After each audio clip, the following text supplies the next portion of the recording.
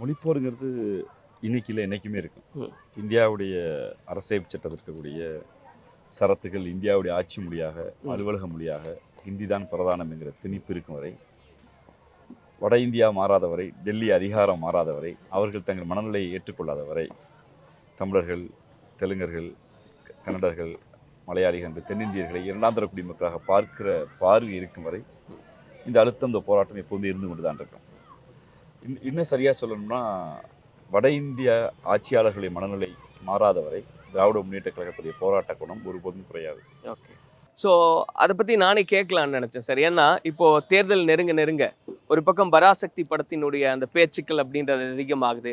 அப்போ இதை மையப்படுத்தி தான் இன்னைக்கு வந்து ஒரு அரசியலை முன்னெடுக்குது திமுக அப்படின்ற பேச்சுக்களும் இருக்குது, விமர்சனமும் இருக்குது. இப்போ அதை நோக்கி தான் நகருதா? ரெண்டு தான். பாஜகங்கிற இந்த நாட்டை ஆளுகிற ஒன்றிய அரசு ஆளுகிற கட்சி தன்னை ஒரு மத அடையாளமாக வலியுறுத்தி இந்தியாவுடைய செக்குலரிசத்தை கேள்வி கேட்டு வழிபாட்டு தலங்கள் மீது கை வைத்து இது ஒரே நாடு வைதிக இந்து மதம் என்று மாற்றுகிற போது நாங்கள் எங்கள் மொழியும் அரசியல் பேசுவது பெருமையாக தான் நினைக்கிறோம். அது தேர்தல் காலமோ தேர்தல் இல்லாத காலமோ ஒரு முறையாக எங்களுடைய தமிழ்நாட்டுடைய முதலமைச்சர் எங்களுக்கு சொன்னதான், இது அறப்போராட்டம் தொடர்ந்து கொண்டு தான் இருக்கும். எங்கள் மொழி மீது யார் கை வைத்தாலும் அது வெறும் மொழி அல்ல, எங்களுடைய தமிழ்நாடு எங்கள் நிலத்துக்குள் வாழ்கிற ஒரு சகோதரத்துவத்தின் மீது வைக்கிற கை அது.